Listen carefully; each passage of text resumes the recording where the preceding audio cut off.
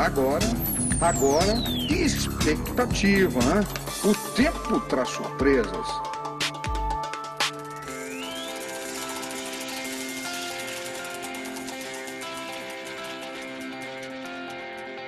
Lá está, interações moleculares e solubilidade. O que mantém os átomos em uma molécula? E a nossa busca pelo conhecimento escreve hoje mais um capítulo. Vamos dar aquela olhada. A Maria acordou se sentindo tolerante, o que vai combinar bem com seu parceiro, o bem-humorado Pedro. Já não podemos dizer a mesma coisa do Douglas, que acordou acelerado. Será porque o seu time de coração vai jogar hoje? Ainda bem que a sua parceira Rita acordou de bom humor. Vamos lá, preparados? Porque agora é para valer, hein? Soltando o cronômetro. Uma questão que sempre acompanhou o homem desde a época das cavernas é o porquê de algumas coisas se decomporem e outras não. A teoria predominante hoje é a de que a atração ocorre pelos polos e cargas opostos presentes nos átomos e moléculas que constituem a matéria. Porém, temos de responder outras perguntas. O que são cargas e polos? Como surgem nos átomos e moléculas? Por que eles proporcionam atração e repulsão?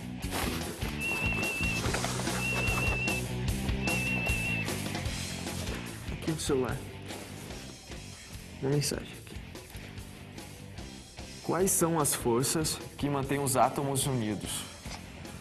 Positivo atrai positivo. Negativo atrai negativo. Ou seria o contrário? Sinistro. Lembra que a gente estudou que existem cargas elétricas positivas e negativas? É isso mesmo. Tem história de que os opostos se atraem, né? Eu acho que é justamente o contrário, Rita. Por que você acha isso? Porque sabe aquele ditado? Os opostos se atraem? Os semelhantes devem se repelir. Mas eu sempre pensei que essa frase fosse sobre namoro. Porque as pessoas diferentes é que se atraíam. Não, mas a frase é usada assim.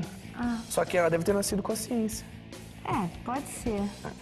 Pode ser que a gente esteja certo, mas o melhor é pesquisarmos sobre os tipos de ligações que existem, né? E de que forma a gente vai fazer isso? Ficando parado que a gente não vai conseguir nada, né? Vamos botar o pé na estrada. Acho que isso é onde podemos ir. Vai. Então vamos. Bom, onde é que a gente vai pesquisar sobre a atração de opostos ou semelhantes? Já sei. Eu conheço uma fábrica de ímãs. Eles devem saber tudo sobre atração. Vambora? Vamos. Então vai. Rita, você acha que a gente é diferente? Será que essa dupla está se atraindo? Mistério, hein? Mistério. Professor, tudo bem? Tudo bom? Olha só, o nosso desafio de hoje é o seguinte. Quais são as forças que mantêm os átomos unidos? Bom, primeiro a gente tem que falar das ligações químicas, as covalentes, as iônicas e as metálicas. Para o assunto que a gente quer abordar, é mais pertinente a gente falar da ligação covalente e ligação iônica. Isso não se discute, o senhor é autoridade no assunto. Mas o que é ligação iônica? Bom, ligação iônica, basicamente, é a atração eletrostática entre os íons de cargas opostas, o cátion e o ânion. Após uma reação em que um átomo perde elétrons, este fica com mais prótons do que elétrons, tornando-se uma espécie carregada positivamente, chamada de cátion. Quando o átomo ganha elétrons em uma reação química, a espécie fica com mais elétrons do que prótons, tornando-se uma espécie carregada negativamente, denominada ânion. A atração eletrostática entre cargas opostas de cátions e ânions é chamada de ligação iônica. Na ligação covalente já é diferente. O que a gente tem é a interação entre os elétrons da última camada dos dois átomos que faz a ligação covalente. A última camada chama camada de valência, por isso que a ligação é covalente.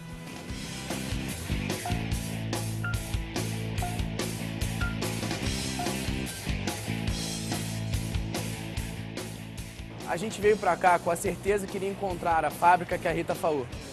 Ela disse que conhecia uma fábrica de ímãs que tinha tudo a ver com atração, mas não deu em nada até agora. A gente vai procurar lá na rua de baixo.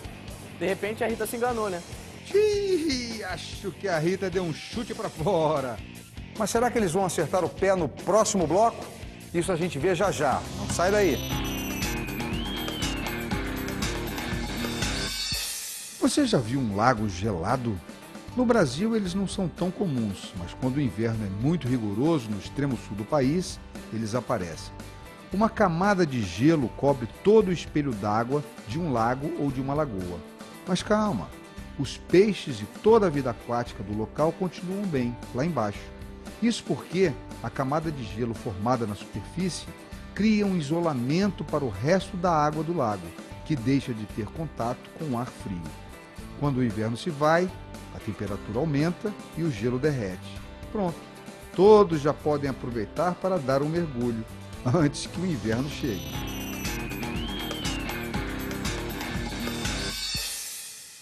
Olha, professor, eu acho que eu não entendi direito porque as ligações covalentes ocorrem. Tomemos como exemplo um gráfico de energia em função da distância entre os núcleos de dois átomos de hidrogênio. Conforme os átomos se aproximam para formar a ligação covalente, a sua energia diminui até o seu mínimo, cuja distância é a distância da ligação covalente.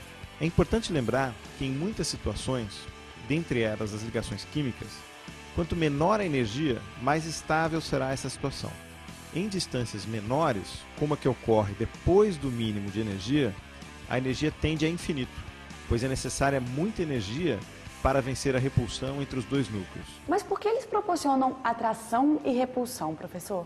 Bom, quando você tem a ligação covalente, você vai ter os elétrons compartilhados, aproximadamente numa mesma região, que a gente chama de nuvem eletrônica. Nessa região, a gente vai ter a repulsão entre os elétrons, que têm a mesma carga negativa, só que eles também vão se atrair por terem spins opostos. Os dois elétrons, que têm carga negativa, vão ser atraídos pelos dois núcleos, que têm carga positiva. Só que os dois núcleos também vão se repelir entre si. Então tem um jogo de repulsão entre os núcleos e repulsão entre os elétrons, e de atração dos elétrons pelos núcleos e de spins opostos, um com o outro. Até agora eu não entendi, Douglas. Porque eu podia jurar que a fábrica era por aqui. Tim, você usou o verbo no tempo certo. Podia. Estar rodando esse bairro aqui há mais de meia hora. Mas a gente não pode desistir, porque não dá pra voltar sem a pesquisa. Ritinha, nosso dia de sorte. Olha o filme que tá passando. Força Atômica, e daí? E daí que a gente vai entrar e ver o filme. Força Atômica. Era tudo que a gente precisava pra nossa pesquisa. Pode ser que você tenha razão. Então vamos, vai. Mas então como é feita a distribuição dos elétrons? Bom, tem uma propriedade dos elementos químicos que chama eletronegatividade. A eletronegatividade é a capacidade de atrair elétrons para perto de si numa ligação química. Quanto mais eletronegativo for um átomo, maior a capacidade dele de atrair esses elétrons para perto de si, para perto do seu núcleo. Quando os elétrons são igualmente distribuídos entre os átomos, quando são atraídos com a mesma intensidade pelos dois átomos, dizemos que a distribuição de elétrons é homogênea. Por outro lado, quando os elétrons são mais atraídos por um átomo do que pelo outro, devido à diferença de eletronegatividade, há uma distribuição desigual de elétrons na ligação química. Neste caso, dizemos que a distribuição de elétrons é heterogênea. Assim, dizemos que a molécula é polar e que quanto maior for a diferença de eletronegatividade, mais polar será a molécula. Bom, a atração entre os polos opostos dessas moléculas polares explica grande parte dos comportamentos macroscópicos que a gente observa para essas moléculas, como, por exemplo, a solubilidade. Rita e Douglas continuam no cinema. Será mesmo que esse filme tem a ver com a nossa pesquisa? Será que pelo menos a pipoca desse cinema é boa? Então, toda ligação polar gera uma molécula polar? Não. Tem um outro fator que a gente tem que levar em consideração, que é a geometria espacial dessa molécula. Por exemplo, se eu tenho uma molécula linear, um átomo central e dois outros átomos ligados a ele, vai depender da distribuição de elétrons aqui e aqui. Então, se eu tenho uma ligação polar, no caso de ter dois átomos de diferentes eletronegatividades, eu vou ter um vetor de atração de elétrons para cá e um vetor de atração de elétrons para cá, como por exemplo o CO2. A molécula de CO2 é um bom exemplo desse conceito. A ligação de carbono com o oxigênio é polar, uma vez que o oxigênio é mais eletronegativo do que o carbono. Como as duas ligações têm um ângulo de 180 graus entre si, os polos negativos se anulam, pois na verdade o que ocorre é a somatória de vetores de atração de elétrons que acaba sendo igual a zero. Portanto, apesar de a molécula de CO2 ter duas ligações polares, ela é uma molécula apolar. Professor, infelizmente o nosso tempo está se esgotando, mas muito obrigado pela sua ajuda. Tenho certeza que a pesquisa de hoje vai ser de grande valia para outros estudantes, tá bom? Muito obrigada, professor. Legal, precisando, a gente está sempre aqui à disposição. Eu achei o filme ótimo, cheio de efeito especial. Pois eu detestei.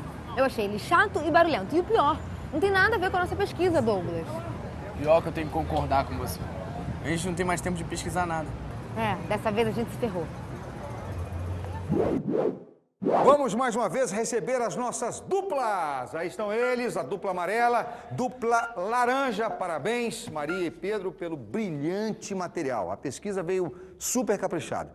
Agora, infelizmente, não podemos dizer o mesmo do Douglas e da Rita, que foram, assim, atraídos pelo cinema e não conseguiram trazer nada. Bom, espero que pelo menos o filme tenha sido divertido, né? Vamos ver o material. Hoje vimos como é feita a distribuição de elétrons, o que é solubilidade. E que toda ligação polar gera uma molécula polar. Muito bem, muito bom. O tempo segue e nós vamos com ele. Vamos lá? Girando a roleta.